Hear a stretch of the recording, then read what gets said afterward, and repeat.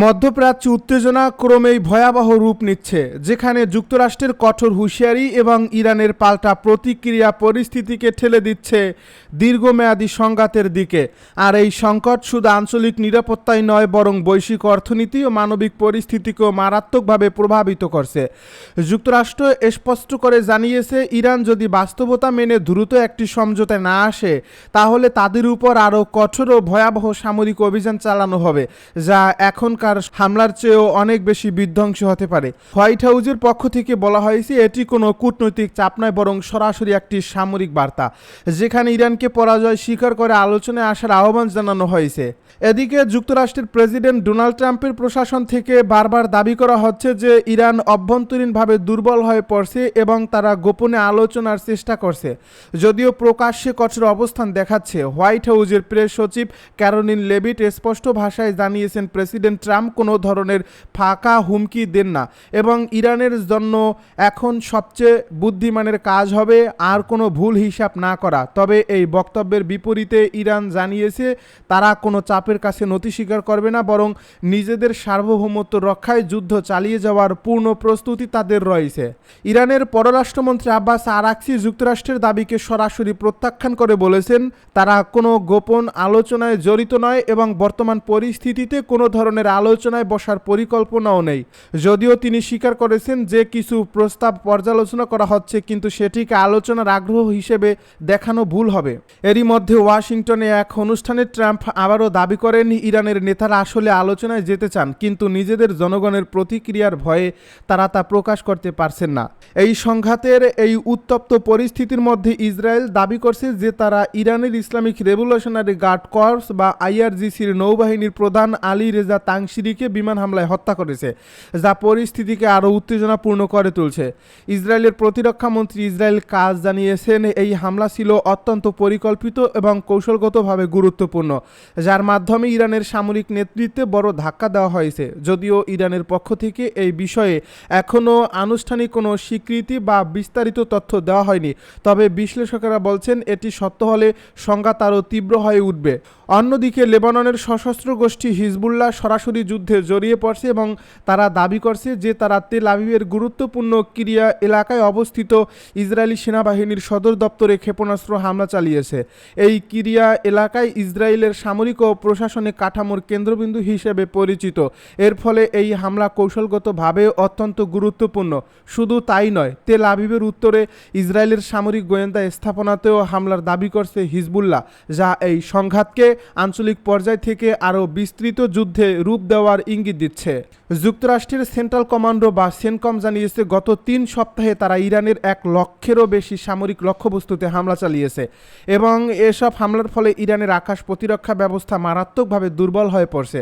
তাদের দাবি অনুযায়ী ইরানের নৌবাহিনীর বড় বড় জাহাজের প্রায় 90% ধ্বংস হয়ে গেছে এবং ড্রোন ও ক্ষেপণাস্ত্র ব্যবস্থাও অনেকাংশে অকার্যকর হয়ে পড়ছে। তবে ইরান এসব দাবিকে অতিরঞ্জিত বলে উল্লেখ করছে এবং বলছে তাদের প্রতিরক্ষা সক্ষমতা এখনও কার্যকর রয়েছে। এই পরিস্থিতির মধ্যেই ইরান দাবি করছে যে তারা চাবাহার অঞ্চলে একটি মার্কিন F-18 যুদ্ধবিমান ভূপাতিত করছে, যা যদি সত্যি হয় তবে এটি যুক্তরাষ্ট্রের জন্য একটি বড় সামরিক ধাক্কা হতে পারে। তবে এই ঘটনার বিষয়ে এখনও কোনো স্বাধীনভাবে যাচাই করা তথ্য পাওয়া যায়নি এবং মার্কিন সেনকম এটিকে সম্পূর্ণ মিথ্যা দাবি হিসেবে প্রত্যাখ্যান করছে। এর ফলে তথ্যযুদ্ধ এখন এই সংঘাতের একটি গুরুত্বপূর্ণ অংশ হয়ে উঠছে, যেখানে দুই পক্ষই নিজেদের অবস্থান শক্তিশালী করতে বিভিন্ন দাবি তুলে ধরছে। মধ্যপ্রাচ্যের বিভিন্ন দেশে এই সংঘাতের প্রভাব স্পষ্টভাবে দেখা যাচ্ছে, বিশেষ করে উপসাগরীয় অঞ্চলে। কুয়েত আন্তর্জাতিক বিমানবন্দরে ইরানের ছোড়া ড্রোন হামলায় জ্বালানি ট্যাঙ্কে আগুন লাগে, যা দীর্ঘ সময় ধরে নিয়ন্ত্রণে আনা সম্ভব হয়নি। একই সময়ে বাহরাইন, সংযুক্ত আরব আমিরাত এবং সৌদি আরবেও ড্রোন হামলার ঘটনা ঘটছে, যা এই যুদ্ধকে বহুমুখী আঞ্চলিক সংঘাতে পরিণত করছে। বাহরাইনের স্বরাষ্ট্র মন্ত্রণালয় জানিয়েছে, মুহর রাখ এলাকায় একটি স্থাপনায় আগুন লাগলেও তা দ্রুত নিয়ন্ত্রণে আনা হয়েছে এবং কোনো হতাহতের ঘটনা ঘটেনি। সংযুক্ত আরব আমিরাতে সাইরেন বাজিয়ে সতর্কতা জারি করা হয়েছে, যা জনমনে আতঙ্ক তৈরি করছে।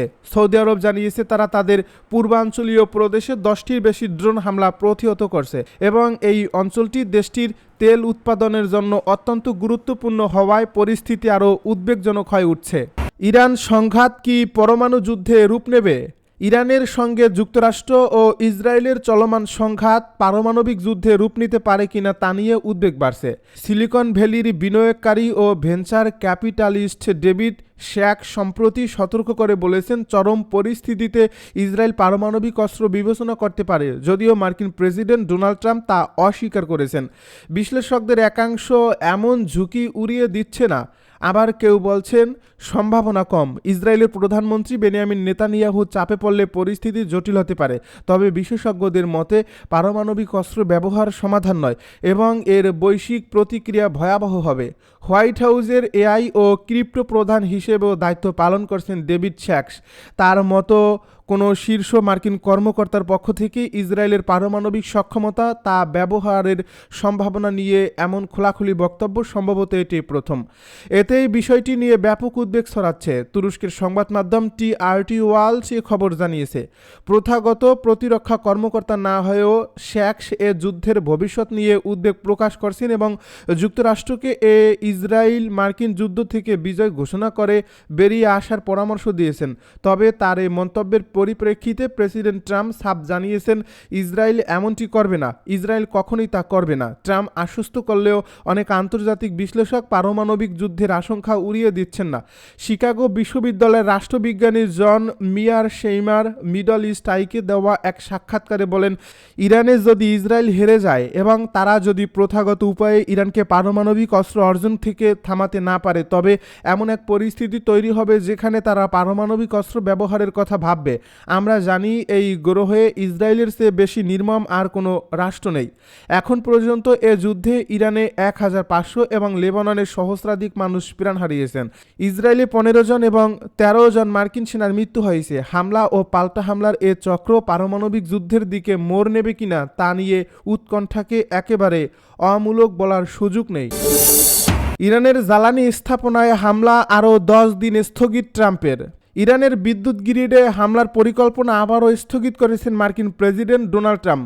নতুন করে নির্ধারিত সময়সীমা অনুযায়ী এই হামলার সম্ভাব্য সময়সীমা 10 দিনের জন্য স্থগিত করে আগামী 6 এপ্রিল পর্যন্ত করা হয়েছে। তার নিজস্ব সামাজিক মাধ্যম ট্রুথ সোশ্যালে দেওয়া এক পোস্টে ট্রাম্প এ তথ্য নিশ্চিত করেছেন। তিনি জানান, ইরানের অনুরোধে তিনি বিদ্যুৎ কেন্দ্র ধ্বংসের সময়সীমা 10 দিনের জন্য পিছিয়ে দিয়েছেন। ট্রাম্পের দাবি, আলোচনা খুব ভালোভাবে এগোচ্ছে, যদিও এ ধরনের আলোচনার কথা অস্বীকার করছে ইরান। এই ঘোষণাটি এমন সময় এলো যখন যুক্তরাষ্ট্র হরমুজ প্রণালী পুনরায় খুলে দেওয়ার জন্য ইরানের উপর চাপ বাড়াচ্ছে। বিশ্বে তেল সরবরাহের একটি বড় অংশ এই প্রণালী দিয়ে পরিবাহিত হয়, যা বর্তমানে কার্যত অচল হয়ে পড়ছে। এর আগে ট্রাম্প হুঁশিয়ারি দিয়েছিলেন, 48 ঘন্টার মধ্যে প্রণালী খুলে না দিলে তিনি ইরানের বিদ্যুৎ গ্রিডে হামলা চালাবেন। পরে ফলপ্রসূ আলোচনার কথা বলে তিনি প্রথমে 5 দিনের জন্য সময় বাড়ান, আর এবার সেটি দ্বিতীয়বারের মতো আরও বাড়ানো হলো। তবে এই পরিকল্পনা নিয়ে আন্তর্জাতিক মহলে বিতর্ক তৈরি হয়েছে। মানবাধিকার সংস্থা অ্যামনেস্টি ইন্টারন্যাশনাল ট্রাম্পের এই পদক্ষেপকে যুদ্ধাপরাধ সংগঠনের হুমকি হিসাবে উল্লেখ করছে।